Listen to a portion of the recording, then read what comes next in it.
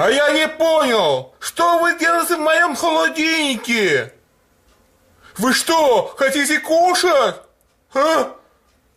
Если вы хотите кушать, не надо в моем холодильнике сидеть.